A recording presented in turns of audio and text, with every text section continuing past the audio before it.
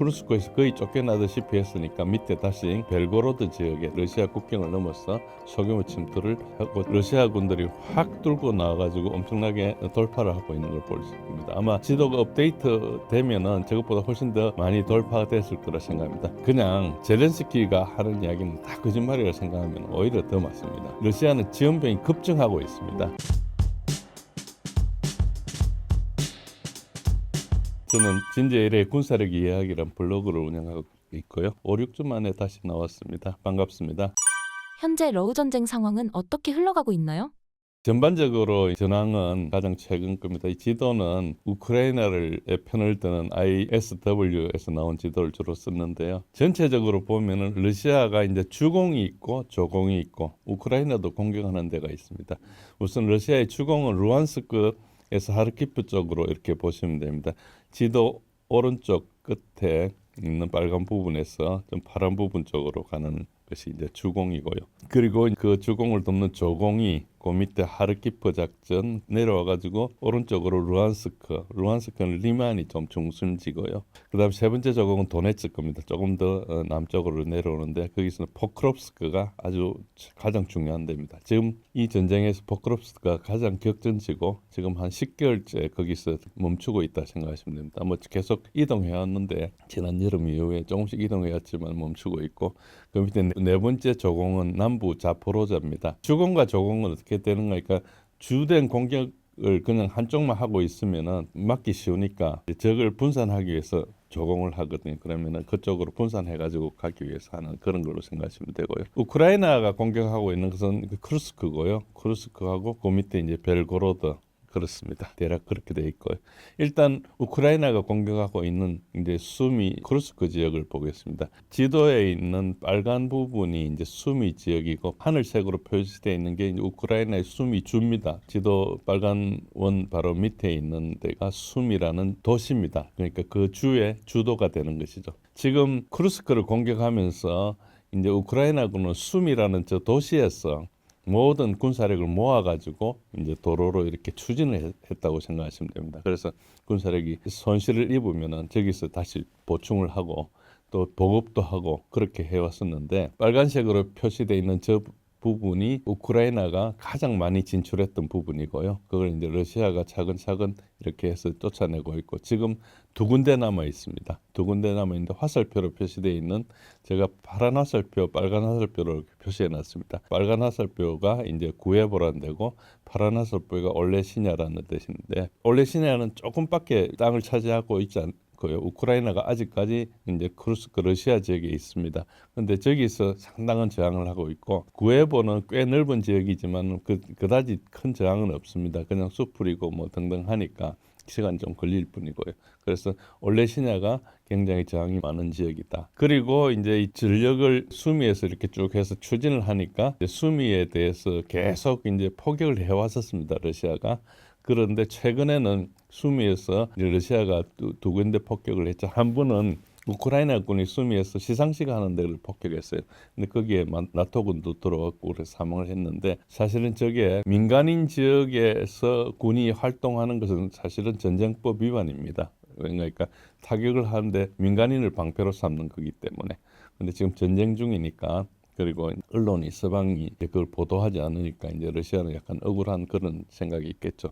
러시아는 그걸 이야기하고 있습니다. 전반적으로는 이렇게 계속 이제 내려오고 있는데 푸틴이 그냥 크루스크 국경만 가는 게 아니고 밑에 우크라이나가 들어와서 완충지대를 형성해라 그렇게 명령을 한 상태거든요. 그래서 완충지대 때문에 저게 최소한 40km에서 많으면 100km까지 내려올 거라 생각합니다. 그 이유는 포병으로 닿지 않게 해야지 이제 완충의 의미가 있기 때문에 그렇고요. 우크라이나는 크루스크를 협상 목적으로 이렇게 본래 침략했습니다.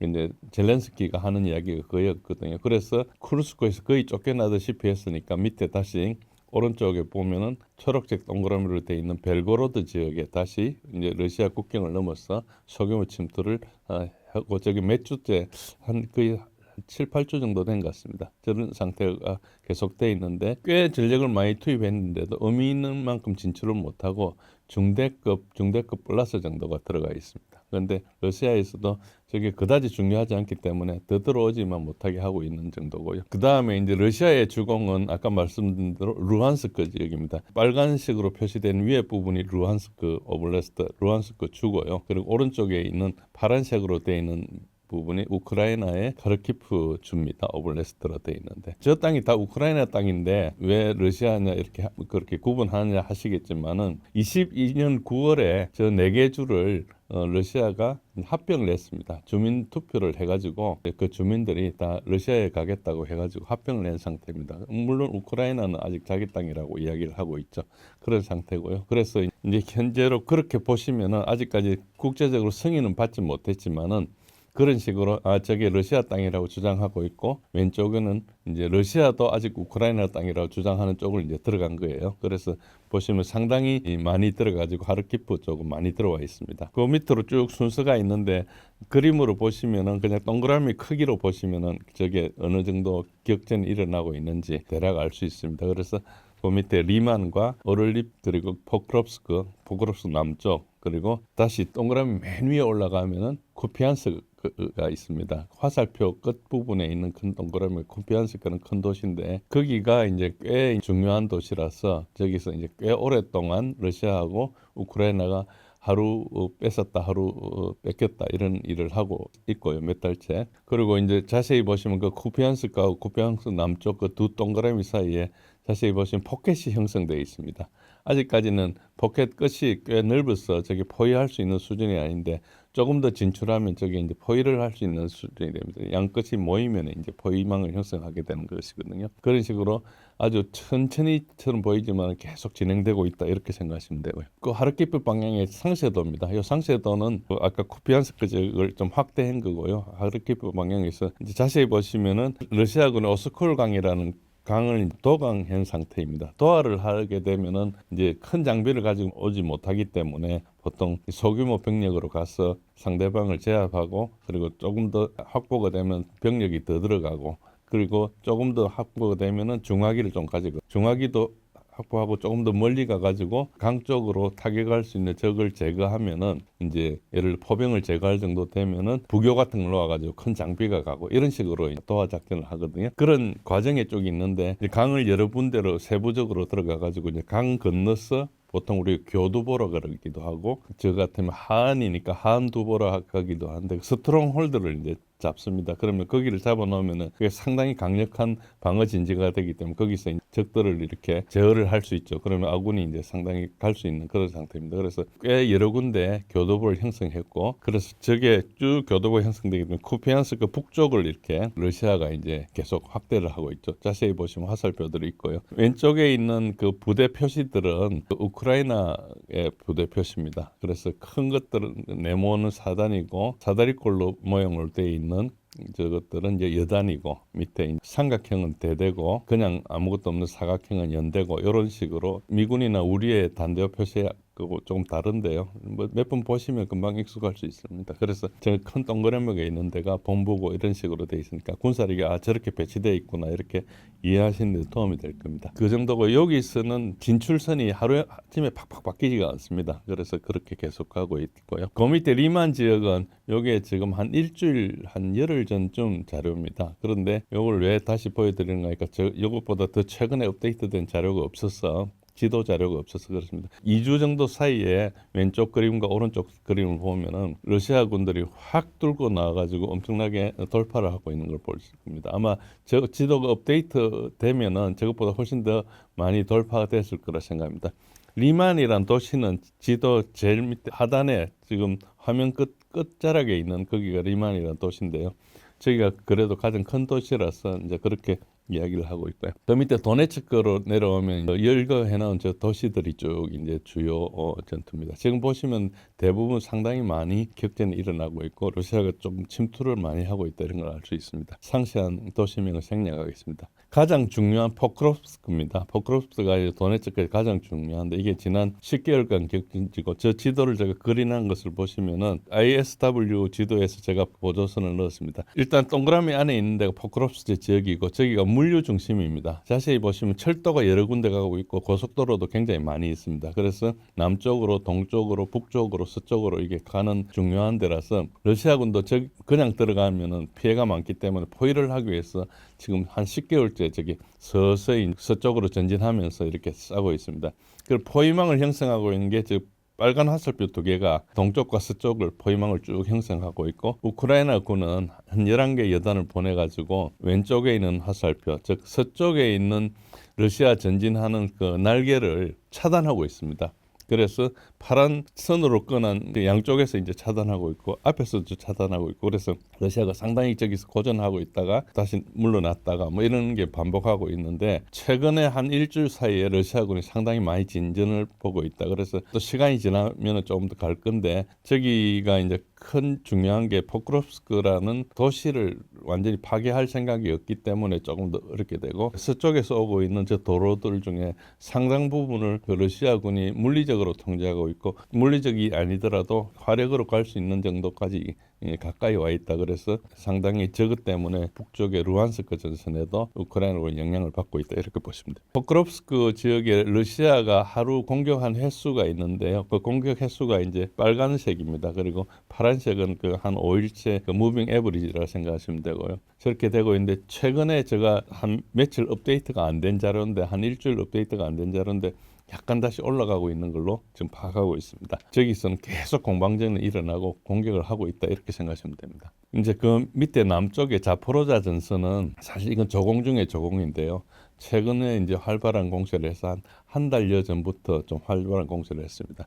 현재 노란 쪽에 있는 저기가 저지대고요. 그리고 파란 동그라미로 되어 있는 저 5군데로 표시되어 있는 저 지역이 쭉 고지대입니다. 한 200m 고지라서 저지대고 왼쪽에 보시면은 댐이 있고 물이거든요. 그래서 높은 데서 이제 낮은 데로 공격을 하기 때문에 상당히 러시아군이 유리한 상태에서 하고 있고 저걸 만약에 우크라이나군을 제압한다면 어느 쪽에 있는 오레호브라는 파란 동그라미 있는 지역으로 갈 겁니다. 저 오레호브라는 도시에는 보면은 벌써 길이 고속도로가 4개, 5개 정도 있죠. 저런 도시가 이제 굉장히 중요한 도시이기 때문에 이제 저기가 허브 같은 데거든요. 저기를 공격하는 것은 아까 포크롭스처럼 단순히 한꺼번에 공격이 안 됩니다. 서서히 가야 되기 때문에. 그래서 전쟁은 아주 천천히지만 계속 진행되고 있다 이렇게 보시고 이걸 왜 공격하느냐 하면 아까 중요한데 포크롭스크나 루한스크나 이쪽에 우크라이나군 방어를 분산해가지고 이게 안 막으면 여기 뚫리니까 이제 오라는 거죠. 그래서 이게 조공이라는 것이 주공을 돕기 위해서 이제 한다 이렇게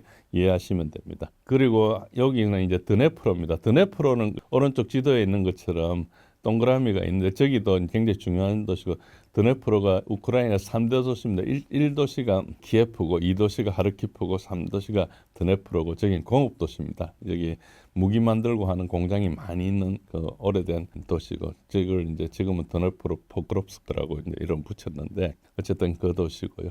그 도시에 엊그제 드론 공격을 엄청나게 많이 했습니다. 저기 보면 불이 막 나고 있고 앞쪽에는 아파트 민간인들이 그냥 불 켜놓고 저녁에 이렇게 살고 있는 그 일반 아파트 저 멀리 있는 데는 공업지대인데 드론으로 엄청나게 공격을 하고 있습니다. 저게 아직 이쪽에 도네츠크 전선에서 보면 한 100km 이상 한 150km까지 떨어져 있거든요. 그럼 서울과 대전 정도까지 거리가 떨어져 있는데 지금 드론으로 저기를 공격하고 있는 것이죠. 그래서 저기에 이제 군수품 공장을 파괴하는 걸로 예상되기 때문에 저기 파괴를 하고 나면 저기서 아까 있는 포크롭스크나 이쪽에 장비 물자 공급을 차단한다 이렇게 보시면 됩니다. 그래서 굉장히 메소디컬리 러시아군이 이렇게 파괴를 하고 있다 이렇게 보시면 되고.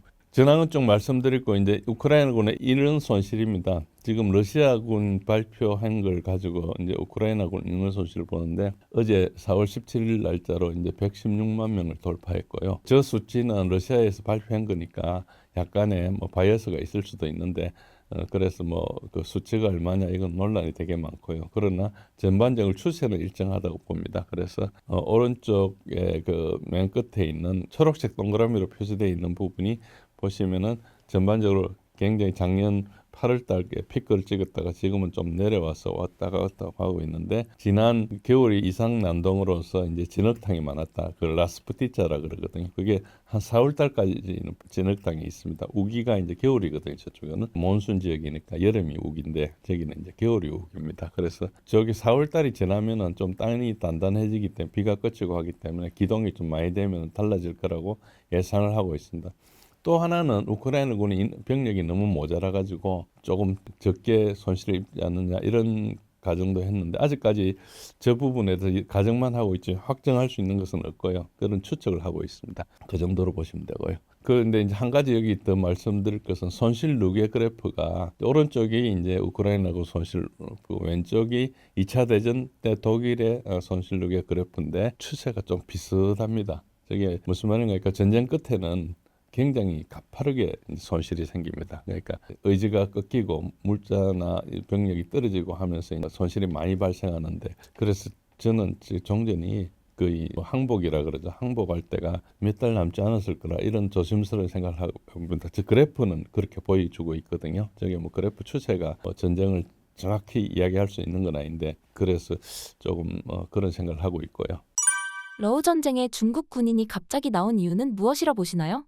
이거는 그냥 젤렌스키가 하는 이야기는 다 거짓말이라고 생각하면 오히려 더 맞습니다. 이게 중국군 동영상의 왼쪽이 오른쪽에 있는 게 동영상의 메타데이터입니다. 우크라이나 군에서 이제 그걸 만들다가 보니까 저 오른쪽 제가 빨간 박스로 표시해놨습니다. 저게 북한군겠죠. 코리안 솔저라고 이렇게 했잖아요. 이 사람들이 이 작업을 하고 있다는 것을 알 수 있습니다. 그래서 조작이다 저는 보고 있고요. 저 사람이 너무 과하게 연기하고 있는데 포로로 보기에는 너무 명랑하죠. 어쨌든 그렇고 중국군이 이제 포로를 생포했다 주장하는데 젤렌스키가 이야기했어요. 도네츠크에서 생포했다. 그래서 뭐 개인 자료도 가지고 있고 뭐 군정보부인데 뭐 그런 데서 뭐 하고 있는 게시타포 이런 거 비슷한 데라고 생각하시면 됩니다. 어쨌든 그런 데 하고 있다고 하고 뭐 여러 가지 이야기를 했는데 중국 대사관이 즉각 반박 성명을 발표했죠. 그리고 아까 말씀드린 대로 코리안 솔저라고 해서 이게 조작이 들통난 거로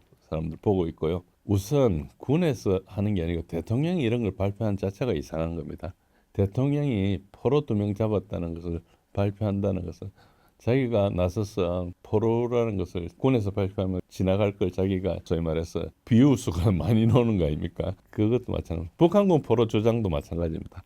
저걸 스스로 조작한다는 것을 실토하는 게 굉장히 어리석은 거죠. 그래서 전쟁터니까 우리가 평상시에는 저런 게 하루 만에 다 조사되고 하지만 전쟁터니까 알 수가 없잖아요. 그러니까 전쟁의 첫 번째 피해자가 트루스다 이런 말이 있어요. 전쟁인 하면 진실이 제일 먼저 사망을 한다 이렇게 생각하시면 됩니다. 그래서 저런 주장들을 누가 맞니 틀리니 이렇게 보는 것도 중요하지만 구독자 여러분들이 보시고 전쟁터니까 급하니까 거짓말할 수도 있겠구나 이렇게 생각하셔야지 이해가 됩니다. 그렇지 않으면은 앞에 들었던 거하고 뒤에 들었던 거 모순이 됩니다. 어쨌든 그렇고요. 그 병력이 중요한 주장 중에 하나가 북한군도 그렇고 중국군도 그렇고 포로 이야기를 하면서 러시아가 병력이 없어서 저런다고 이야기를 하고 있잖아요. 왼쪽 그래프를 보십시오. 모스크바 지역의 계약병 상황입니다. 지금 최근 자료입니다. 저게 지원하는 병들입니다. 지금 러시아는 지원병이 급증하고 있습니다. 하루에 1,000명 이상, 월 3만 명, 3만 5천 명 이렇게 오고 있어요. 월 3만 명 같으면은 거의 1년에 40만 명이거든요. 저 이유가 뭔가 계약병은 굉장히 고임금을 받습니다. 평균 임금이 한 5 내지 6배 수준이 됩니다. 지방 정부에서 연방 정부에서 지원금을 주고 월급도 받고 가다가 정가를 올리면 수당도 받고 뭐 이런 건데요. 그래도 뭐 애국심에 호소하지만 사실 또 이런 것도 있습니다. 전쟁 종결 시점이 좀 다가왔다고 생각한 거예요. 러시아 사회 내에서는 곧 전쟁이 몇 달 안에 끝나겠구나 생각하니까 전쟁이 끝나면은 지금 지원한 사람들은 3개월이나 6개월 사이에 훈련을 받지 않습니까? 실전 훈련을 받고 투입되면 전쟁 끝난 다음에 군에 근무할 공산이 커요. 그러니까 생명에 별로 지장 없이 월급을 많이 받잖아요. 저분들이 지금 그 이제 기회를 노린다고 보는 거예요. 지금 협상 이야기가 막 나오면서 이제 우크라이나가 딸리는 게 보이니까 이제 상당히 안전하다 생각하고 이제 얘가 다시 오지 못한다 생각한다고 사람 사는 사이니까 뭐 저런 걸 하겠죠. 우크라이나가 사실 병력이 모자랍니다. 지금 우크라이나가 18세에서 24세까지 징집 연령을 낮추지는 않고 계약병으로 이렇게 모집을 했거든요. 2달간 500명이 안 됐다면 300 몇 명이라는 이야기도 있고 그런데 500명이 안 됐다고 그럽니다. 그리고 본래 3개월간 훈련하고 투입하기로 했는데 최근에 전사한 사람은 52일 만에 전사했다 그러죠. 그러니까 저 약속도 안 지키는 거고 돈도 주지 않는다 그럽니다. 돈도 나눠서 준다 그러면 죽으면 못 받는다고 그러더라고요. 그래서 뭐 그게 맞는지 여자 재수를 투입해가지고 우크라이나 군 10명 중에 2명은 여군인 경우가 있다 이런 식으로 지금 전장에서 상당히 우크라이나가 유지할 수 없는데 억지로 유지할 수 있다. 이런 것들이 이 영상들에 널려 있습니다. 이 보시면은 뭐 이 잡아가는 거예요. 군에 잡아가는 거고 이 보시면은 여기 두 번째 가운데 그림은 보면은 저것 좀 유명한 영상인데요. 최근 영상입니다. 저기 아버지를 잡아가니까 애가 저기 앞에 울고 있고 부인하고 저렇게 뭐 하는 이런 그러니까 이게 지금 저 애가 나오죠. 애가 막 울면서 저 자기 아버지 저기 잡아가지고 끌고 갑니다. 저게 가면 거의 죽어요. 지금 이런 것들 한두 개가 아니고요. 이런 것도 있고 맨 밑에는 보면은 부인하고 들어오다가 밤중에 급습을 했는데 CCTV에 잡힌 영상입니다. 좀 이따 보면 부인이 나와가지고 엽총 들고 나와가지고 이 사람을 쫓습니다. 근데 나중에 저 사람들 다 재판에 회부되고 이런 식으로 지금 처벌을 받고 있는데 지금 우크라이나는 정상적으로 동원이 안 되고 애국심에 호소도 안 되고 들어가면 죽거든요. 한 80% 정도도 보면 됩니다. 그런 상황이기 때문에 우크라이나가 병력이 부족하고 그것은 JD 벤스 부통령이 백악관에서 젤렌스키하고 그때 이야기하면서 직접 이야기해서 너가 병력이 모자라지 않느냐. 그 사실이에요. 사실입니다. 그래서 중국군 포로는 북한군 포로와 거의 같은 맥락으로 이해하면 됩니다. 젤렌스키가 하는 이야기는 저 사람 하는 건 100% 거짓말을 생각하면 더 설명이 잘 돼요. 그 참말인지 거짓말인지 모르실 때 젤렌스키가 입만 열면 거짓말이라고 생각하고 보면은 젤렌스키 생각이 보입니다. 만약에 저 사람이 참말이라고 생각하면 다른 게 해석이 안 돼요. 앞뒤가 꼬이는 거죠. 최근에 얼마 전까지 젤렌스키가 우크라이나가 4만 3천 명 죽었다 그러다 며칠 전에 또 10만 명 죽었다 그래요. 그게 대통령이라는 사람이 하는 말이 그런 거죠. 그래서 지금 굉장히 자기도 모르고 있는 이야기를 하고 있는 것이고요. 러우전이라는 것은 우리가 생각하는 통상적인 전쟁이 아닙니다. 처음부터 끝까지 거짓말을 하지 않으면 전쟁 자체를 수행할 수 없었습니다. 거짓말이라는 게 밝혀지면 우리나라에서도 지원해 줬겠어요. 지원 안 해주죠. 그러니까 이야기하는 거죠. 그거를 이제 우리가 코그니티브 워페어, 내러티브 이런 이야기를 합니다. 코그니티브 워페어는 굉장히 많이 조작을 하는 거고 내러티브 워페어는 약간 프로파간다 수준인데 코그니티브 워페어는 군사 그러니까 전쟁 방법 중에 하나입니다. 저 부분은 좀 굉장히 전문적인 이야기라서 저 정도면 이해하셔도 되고요. 그래서 전쟁을 끝내고 싶지 않은 젤렌스키의 의도는 국제전으로 비화시키는 거예요. 즉 중국도 오고 북한군이 왔으니까 한국군도 와야 되지 않겠느냐. 북한군이 와가지고 우크라이나 전쟁에 와가지고 엄청나게 새로운 전쟁 기법을 배워가는데 너도 도와서 해라. 뭐 이런 비슷한 논리이기도 하고요. 그리고 이제 중국군을 저렇게 이야기하면 중국을 싫어하는 유럽의 사람들이 우리도 들어가자 이렇게 하지 않겠습니까? 뭔가 그런 말도 안 되는 거지만 최종적으로 지푸라기를 잡고는 마음으로 한다 이렇게 이야기하시면은 저것들이 이해가 됩니다. 리야드에서 열린 휴전 합의는 어떤 내용이고 결과는 어떤가요? 그 리야드에서 뭐 미국하고 러시아 간에 일어나는 일반적인 회담하고 또 별개로 우크라이나하고 이제 러시아 간에 이제 합의를 이제 미국이 맺어주는 척으로 하고 있는 게 있어요. 그것이 이제 먼저 미국하고 우크라이나 간에 합의를 하고 그 합의안을 가지고 러시아한테 가서 미국과 러시아가 우크라이나 이렇게 하겠다 하더라 해가지고 한 게 딱 두 가지였어요. 그게 하나는 에너지 인프라에 대해서 30일간 사격 중지를 하겠다. 두 번째는 흑해 식량 수송선을 통과하겠다.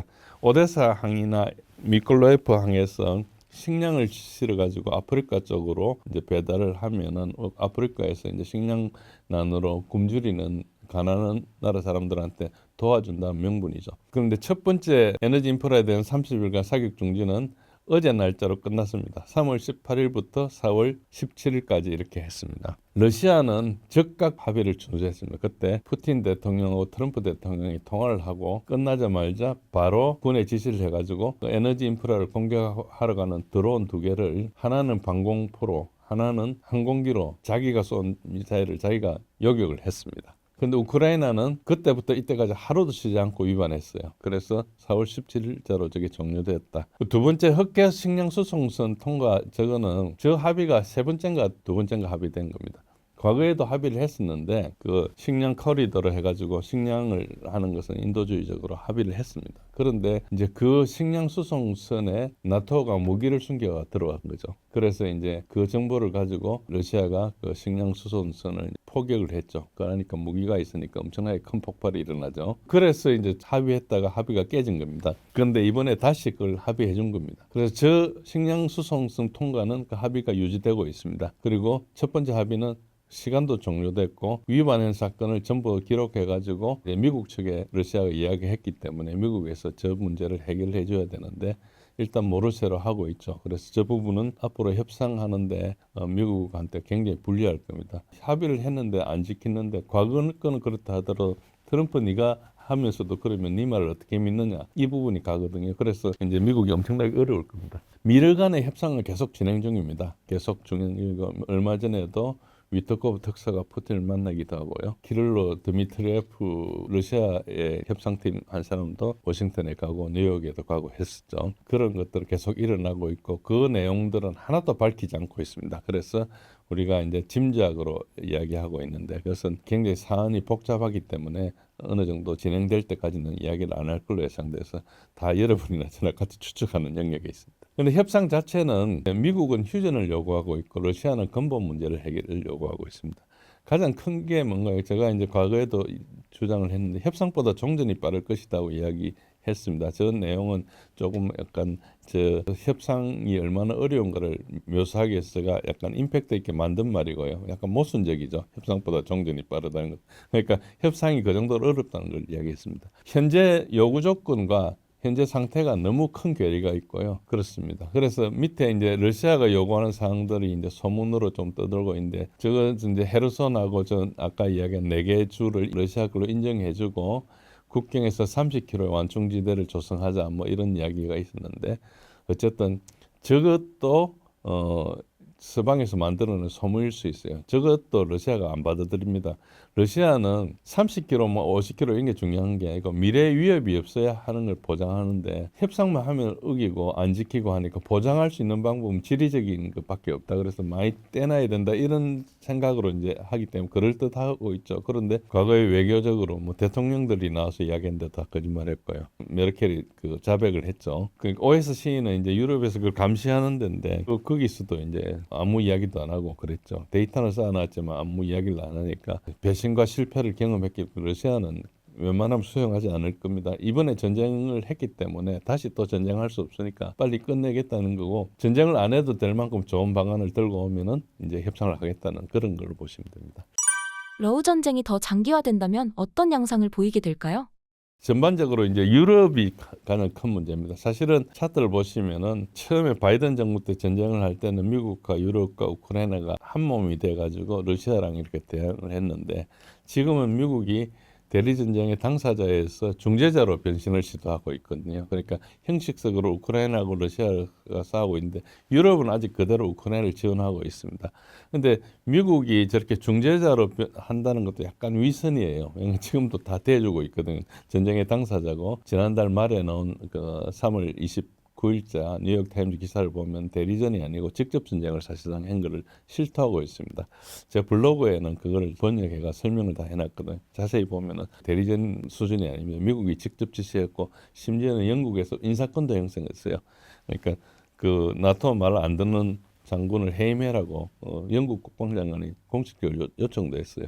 그러니까 뭐 작전 지휘권, 인사권, 뭐 정보 이런 거 다 이제 나타가 가지고 있는 거죠. 그러니까 우크라이나는 몸만 가지고 전쟁터만 빌려준 그런 거로 생각하시면 됩니다. 어쨌든 지금 미국은 형식상으로는 빠지려고 하고 있고 유럽은 계속 우크라이나를 지원하려고 하고 있는데 Coalition of Willing이라 해서 의지연합이라는 걸 만들어가지고 유럽에서 8천억 유로를 전비 투자를 결의했고 독일은 자체적으로 1조 5천억 유로 정도를 국방 투자할 걸로 정통 예정자 멀츠가 생각을 하고 있죠. 근데 저게 경제 침체 속에서 자원 조달이 불가한 상태고요. 독일은 벌써 침체 정도가 아닙니다. 지금 3년째 경제가 거꾸로 가고 있거든요. 우리가 공식적으로 경기 침체를 6분기 연속 경기가 이렇게 하강할 때 침체라 그러는데 3년이면은 3, 4, 12분기 아닙니까?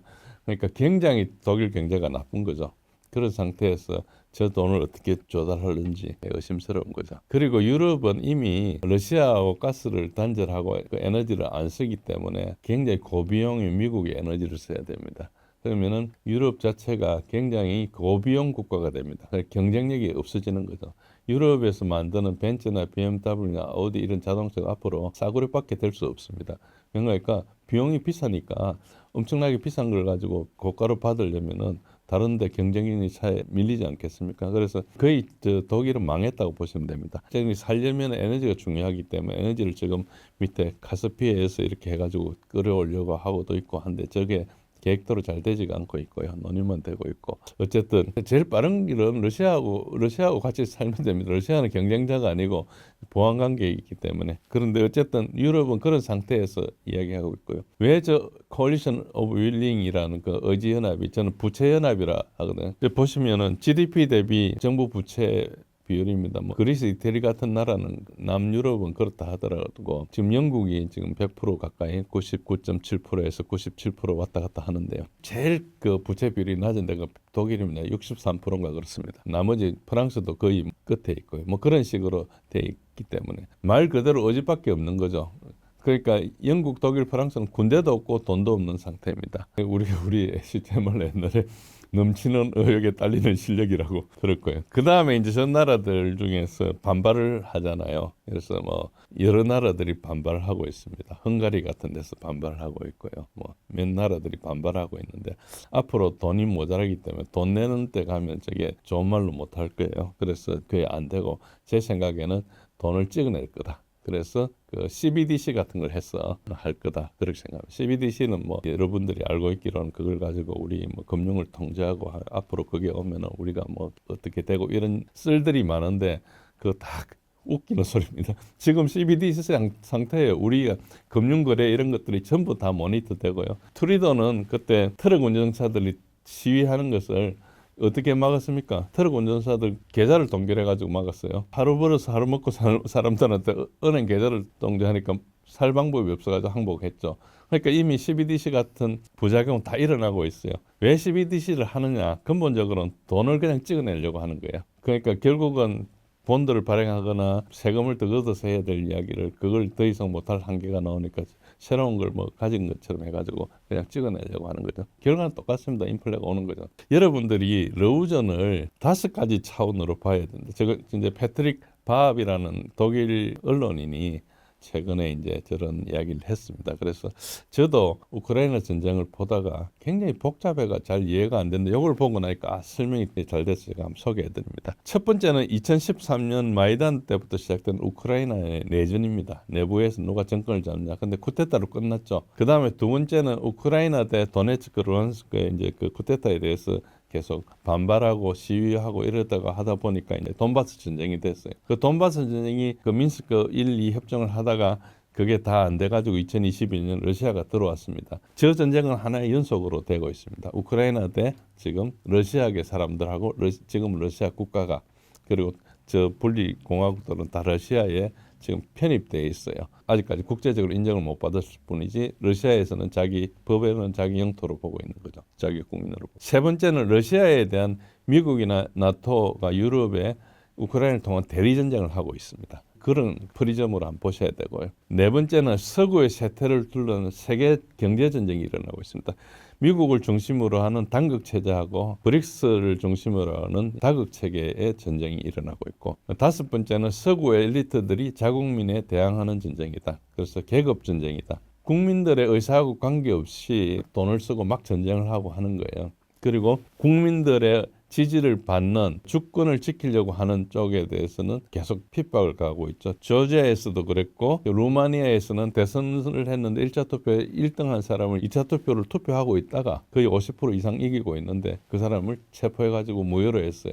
그러니까 투표도 끝나지 않고 그 투표를 취소해버린 거죠. 그리고 지금 그 사람은 선거에 못 나가게 그런 상태예요. 그 다른 데도 있는 피초도 있고 헝가리에 있는 빅터 오르반이 이제 대표적으로 욕을 먹고 있죠. 그리고 독일의 대한당 AfD도 선거에서 이겼는데 아예 연정을 못하게 해가지고 어쨌든 못하게 하고 있고 여러 군데가 그 외에도 일어나고 있습니다. 프랑스의 르팽을 감옥에 넣었잖아요. 대선 출마 못하게. 그런 식으로 하고 있습니다. 그러니까 민주주의 상권 분립의 가장 약한 고리가 사법부거든요. 사법부를 막 구워 삼든지 협박하든지 자기 사람을 거기에 넣든지 해가지고 이제 조작하고 있는 거예요. 그래서 모든 나라가 문제 생기는데 보면 사법부가 가장 먼저 부패하고 문제가 생깁니다. 여러분들이 그 사법부 상황을 모르시면 뉴욕 남부 부분을 보시면 됩니다. 뉴욕 남부 부분이 세계에서 가장 부패한 데거든요. 거기는 집어넣는 대로 판결을 내줍니다. 트럼프도 거기 끌고 가고요. 그래서 우리가 뭐 뉴욕 남부 부분이 뭐 뉴욕에 있고 맨하탄에 있고 뭐 좋은 걸로 생각하지만 그게 굉장히 부패한 거다. 그래서 민주주의라는 게 그 옛날처럼 민주주의가 모든 걸 해결하는 게 아니고 민주주의가 굉장히 위협을 받고 있다. 그래서 다섯 번째 측면 자국민에 대응하는 지금 계급 전쟁이 일어나고 있다. 그렇게 보시고요. 그래서 유럽은 3차 대전의 위험이 있다고 보고요. 저는 현재 진행 중이면서 이게 매우 위험하기 때문에 앞으로 주의 깊게 봐야 된다. 방위비 증강을 하고 있죠. 그래서 폭스바겐 같은 회사는 지금 망해가지고 공장을 뜯어가지고 다른 나라로 옮기려고 하고 있는데, 그래서 지금 신임 총리 예정자인 멀츠가 너가 이제 군사 장비를 만들겠냐니까 폭스바겐 CEO 오케이 그랬어요. 왜 지금 현재 회사가 망할 지경이니까 일단 돈이 되면 뭐라도 하는 거죠. 그러면 이제 무기를 만들지 않겠습니까? 유럽은 경제적으로 붕괴 상태고요. 러시아하고 분리돼 가지고 고비용 국가가 됐고 미국의 압박으로 생산력이 해체돼 가지고 지금 미국에서는 또 유럽을 공격하고 있어요. 그래서 공장 뜯어가지고 이제 미국이나 뭐 다른 데로 가고 있고, 그래서 저래 되면은 유럽에 있는 일을 하는 특히 청장년 일자리 실업이 생기지 않겠습니까? 그러니까 이제 사회 붕괴의 위험이 있죠. 저게 1920년대하고 되게 비슷합니다. 지금 에너지 문제 해결에 대해서 노력을 하고 있는데 실패하면은 굉장히 위험해집니다. 유럽이 무슨 수로 여기 우리 한국이나 일본대하고 경쟁하겠어요. 같이 자동차를 만들어도 자동차가 엄청나게 주변 산업이 큰 산업이거든요. 부품이 많기 때문에 자동차 산업은 고용이 굉장히 많이 일어납니다. 그런데 이제 그런 게 대부분 실업이 되는 거죠. 우리도 뭐 군산에 GM이 나가면서 대량 실업이 발생하는 거죠. 그런 것처럼 그 사람들은 그냥 실업이 발생했지만 그 협력업체들이 다 망한 거예요. 말도 못하고 또 부품 납품하는 데가 그런 것처럼 그렇고요. 그래서 이제 지금 전쟁을 저는 3차 대전의 위험이 있다고 생각하는 게, 전쟁이 저게 굉장히 하나의 수단입니다. 어쨌든 체제에 도전하는 세력도 지금 실업 생기는 그 일자리가 있는 청장년 남성이고 전쟁터에 보내는 사람도 이 사람들이에요. 그래서 이 사람들을 내보내가 전쟁터에서 확 죽게 해버리면은 이제 정권 잡은 사람이 반발할 사람이 없는 거죠. 조금 굉장히 잔인한 이야기지만 그런 현상이 일어나고 있는 좀 비참한 현상이고, 현재 우크라이나가 그러고 있습니다.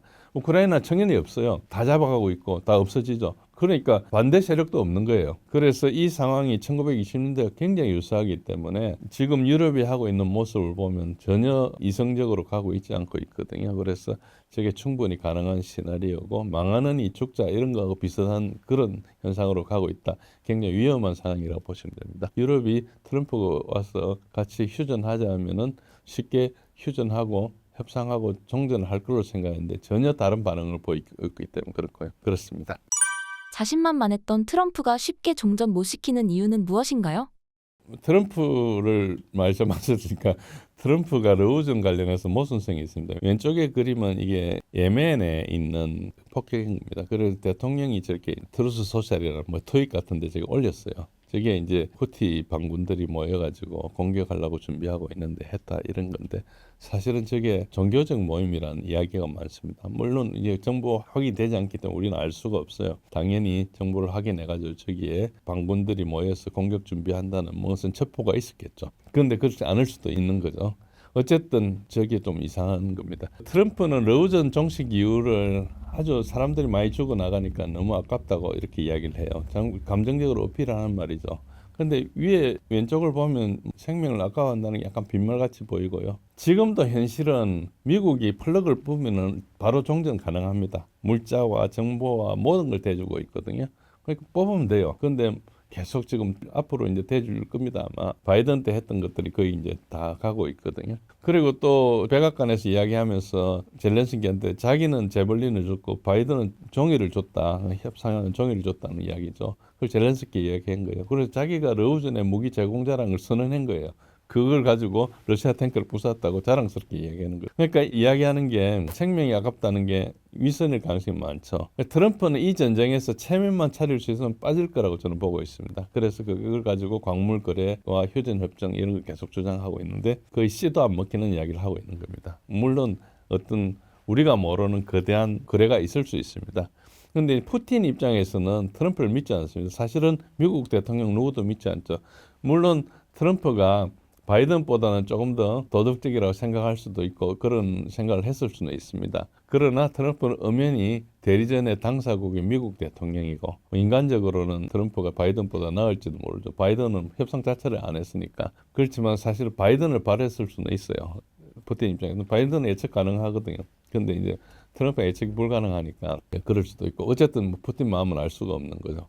관찰할 때 그렇고. 그리고 독일과 프랑스가 민스크 협정을 거짓으로 맺은 것을 그때 메르켈 얘기했고 프랑스 대통령도 올랑도 프랑스와 올랑도 이야기를 했어요. 어쨌든 결국은 양쪽 다 민스크 협정을 할 때 속일 걸 생각하고 했다는 거죠. 그러니까 일단 러시아 입장에서는 협상을 하려면 신뢰가 있어야 되는데 신뢰 자체가 없는 거예요. 전혀 믿지 않고 있습니다. 다만 트럼프가 와서 협상을 하겠다 하니까 외교적으로 굉장히 호의적으로 협상해주고 있는 모습을 보여주고 있는 거죠. 그래서 단지 이제 자기 조건 확실하고 그 조건만 충족하면 하겠다 이야기를 하고 있고. 그다음 젤렌스키 광물 거래 사기일 가능성이 굉장히 농후합니다. 트럼프한테 제안한 거예요. 2024년 9월달에 트럼프가 있는 뉴욕에 트럼프 타워에 와가지고 카멜라 해리스 선거 운동을 하면서 보험으로 이제 이야기를 하는 거. 그걸 이제 취임하기 나흘 전에 16일날 스타머 총리하고 이제 젤렌스키 간에 100년간 파트너 협약을 해가 이 광물을 팔았다는 것이 문서는 없는데 조약이 이제 영국 사이트에 떠 있는데 보면은 이게 조약이 오픈 클로즈로 돼 있어요. 그러니까 보통 조약이 그 안에 완성이 돼야 되는데 중요한 것을 밝히지 않은 거죠. 그러니까 비밀로 했다는 거죠.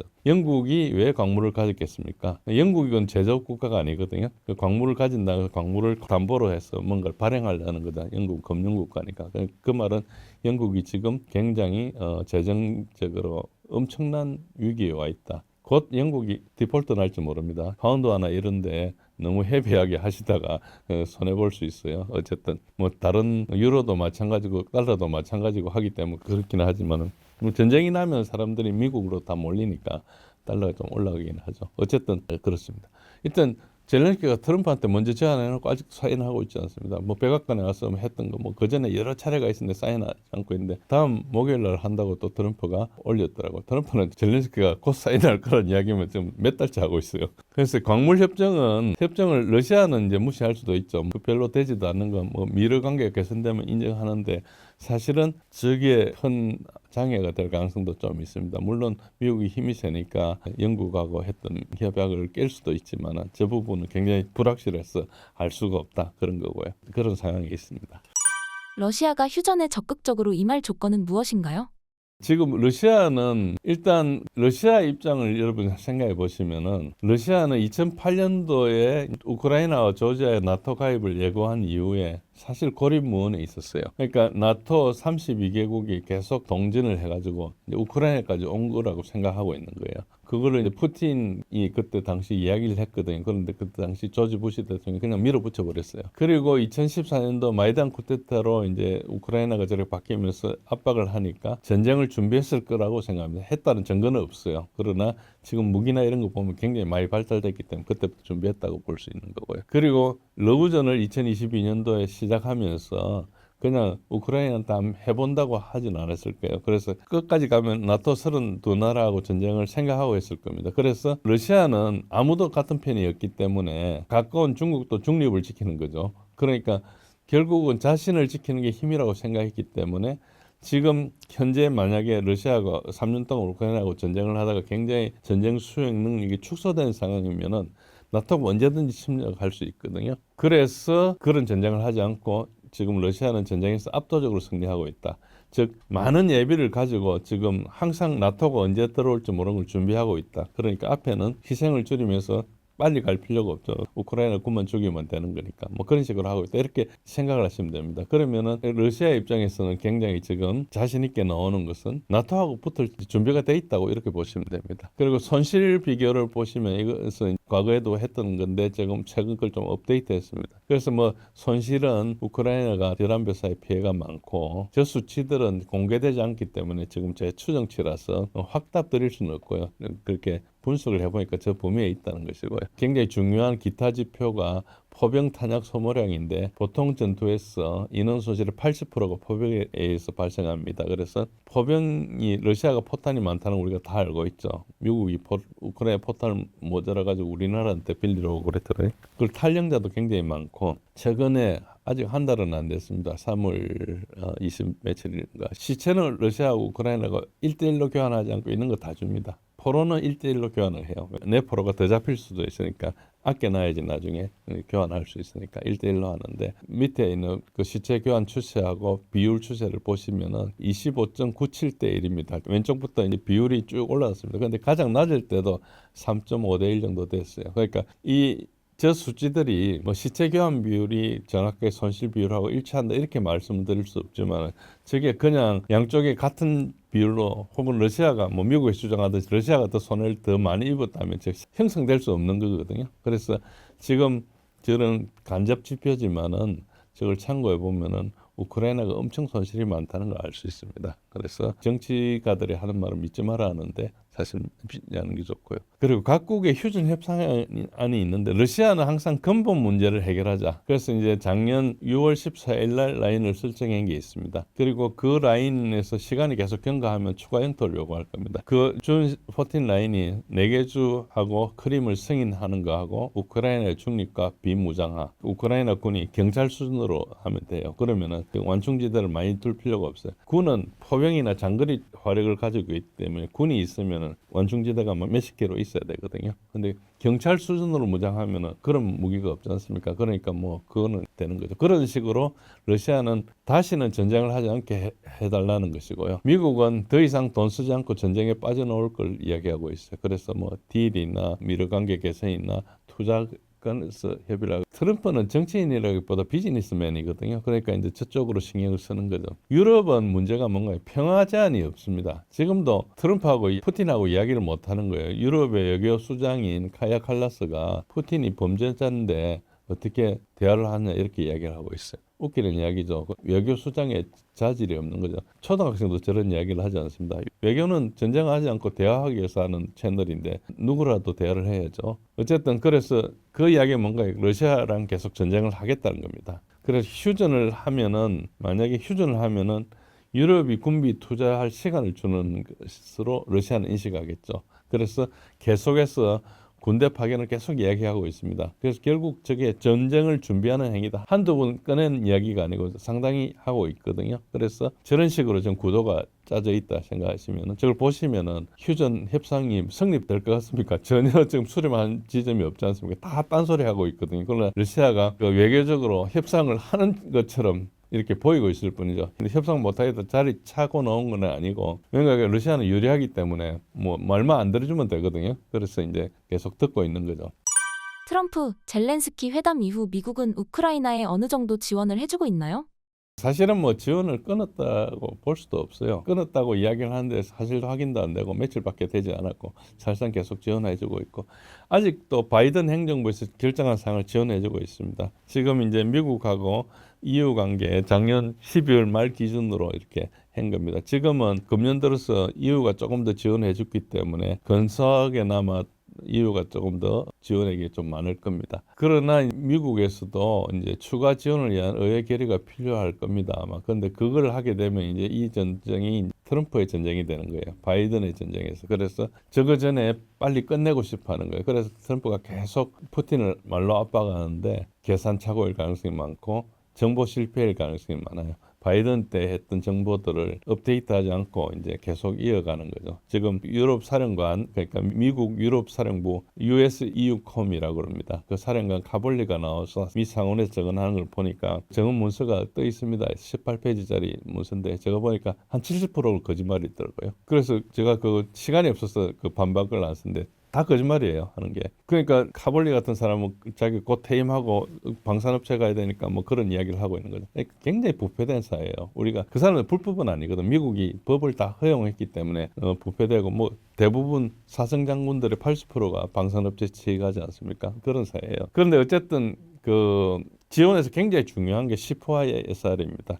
저게 없으면 눈 감고 하는 거거든요. 그래서 미국이 핵심을 쥐고 있고 저걸 미국이 완전히 빠지면은 EU가 이제 유럽이 제공해야 되지 않습니까? 나토에서 미국 뺀 나토 마이너스 미국이 지원해 줘야 되거든요. 그러면 위성 같은 경우도 정찰 위성 같은 경우도 거의 없다고 봐야 되죠. 미국보다 훨씬 못한 미국은 키올 위성하고 비슷한 위성이 120개가 돌아다니거든요. 그런데 뭐 프랑스하고 뭐 독일하고 영국하고 합쳐가지고 뭐 한 10개나 되겠습니까? 정찰 위성. 그리고 그 성능이 떨어져요. 키올 위성은 해상도가 10cm짜리거든요. 그러니까 거의 해상도를 우리가 정보를 몰라요. 그 자체가 비밀이기 때문에. 그리고 키올 위성에서 나오는 정보를 다루는 것이 우리가 비밀 취급 인가를 할 때 우리는 뭐 상급 비밀, 2급 비밀, 1급 비밀 이렇게 하는데 미국은 탤런트 키올에서 넣는 정보를 얻는 것은 1급 비밀보다 높은 다른 굉장히 거기 정보가 많죠. 그런 게 통째로 우크라이나는 없는 거죠. 깜깜하게 하는 거죠. 트럼프의 관세 전쟁으로 러우 전쟁 이슈가 묻힌 것 같습니다. 앞으로 어떤 점을 주목하면 좋을까요? 관세 전쟁과 러우전 종전 협상을 연결시키는 그 자체가 굉장히 그래도 생각이 좀 종합적이라 지금 연결시킬 수 있습니다. 답도 좀 어렵긴 합니다. 관세 전쟁이 목적이 아닌 수단으로 보셔야 됩니다. 일단 첫 번째 수단은 미국의 제조업을 리쇼어링 하려고 하는데 그게 그렇게 쉽지가 않습니다. 그러니까 동공화돼 가지고 여기 그 근로자들이 없어진 상태이기 때문에 근로자들을 재교육하고 한다는 것은 되게 어렵거든요. 애플 CEO였던 스티브 잡스가 오바마가 그렇게 그 미국으로 옮기라고 공장을 팍스콘 이런 데 하지 말고 미국으로 옮기라고 그랬는데 안 옮긴 이유가 임금이 싸기 때문이 아니었습니다. 중국에 숙련된 근로자들이 원체 많기 때문에 미국에 없는 거였죠. 그러니까 미국은 글로벌리스트들이 와가지고 지난 30여 년간 계속 오프쇼링을 하면서 미국의 근로자 베이스를 완전히 망가뜨려 버렸거든요. 그래서 저거를 근로자 만드는 게 그냥 뭐 뽑아가지고 할 수 있는 건 아니지 않습니까? 최소한 스템 쪽에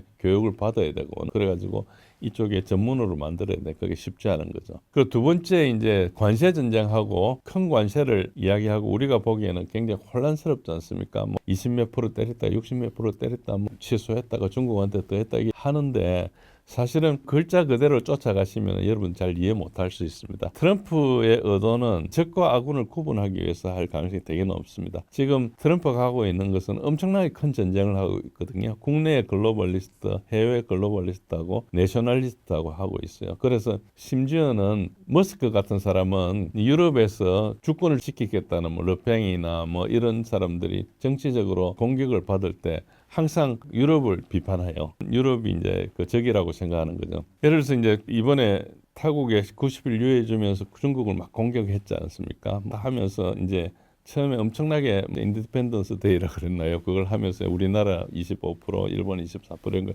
쭉 때리면서 하다가 90일 유예로 돌아왔지 않습니까? 처음에 때리고 며칠 지나니까 미 국채가 투매가 일어났거든요. 그래서 이제 채권에서 못 버텨서 간 겁니다. 뭐 주식시장 망가지는 것들은 버틸 생각하고 한 거죠. 그러니까 트럼프가 제가 하루 이틀 전쟁하려고 한 게 아니고 완전히 근본적으로 떨어뜨리게 하기 위해 국채 투매를 했기 때문에 국채 투매한 세력은 트럼프의 적이거든요. 그럼 누가 투매를 했겠어요? 우리가 생각하면 중국이 투매했을 것 같잖아요. 중국이 투매를 하면 어떤 일이 벌어지는가 하니까 중국이 미국채를 팔기 때문에 위안화 환율이 엄청 위안화 환율 강세가 되겠죠. 미국 돈이 많이 들어오고 위안화는 그대로 있으니까 위안화니까 귀중하게 될 거 아닙니까? 그럼 위안화 환율이 이제 하락해야 되겠죠. 위안화 가치가 높아지려면은. 근데 위안화는 그대로 있었어요. 그럼 그 말은 중국이 투매를 안 했다는 거죠. 저 투매한 세력가 막 2달 이에 발표하고 그래요. 그러니까 현재는 모르죠. 근데 EU가 투매한 걸로 보고 있는 거예요. 그래서 적을 하면서 트럼프는 EU가 내 적이구나 이거 확인했다고 볼 수 있습니다. 그래서 저 전쟁은 우리가 겉으로 보는 것과 달리 상당히 깊이 있게 될지 모른다. 이게 저 내피셜이거든. 현재까지는 저 내피셜입니다. 근데 제가 볼 때는 저게 그냥 한번 해보고 뭐 안 되면 말지 하고 한 건 아니에요. 트럼프도 나름대로 목숨 걸고 대통령하고 있거든요. 그래서 이 전쟁을 굉장히 심각하게 보셔야 되고 주목해야 될 것은 역시 협상의 진행 관련 사항입니다. 제일 중요한 게 EU가 평화안을 가져온다. 피스 프로포즈를 가져오면은 지금 말씀드린 구도 확 바뀝니다. 이제 유럽도 나서서 미국과 같이 종전을 하겠다는 거죠. 그게 나오기 전까지는 아직까지 이 구도가 계속 간다. 그래서 유럽이 러시아하고 전쟁을 하려고 할지 모른다. 이런 생각을 보셔야 되고요. 그다음에 우크라이나가 선거를 치르는 등 합법적인 그 껍데기를 입을지 안 입을지 이 부분도 보셔야 됩니다. 지금 우크라이나가 석 달씩 계속 연장하고 있거든요. 자기 헌법 위반하고 있어요. 우크라이나 헌법에는 임기가 끝나면은 즉시 국회의장이 권한 대행을 하게 돼 있어요. 근데 헌법을 법률로 위반하고 있잖아요. 되게 웃기는 거죠.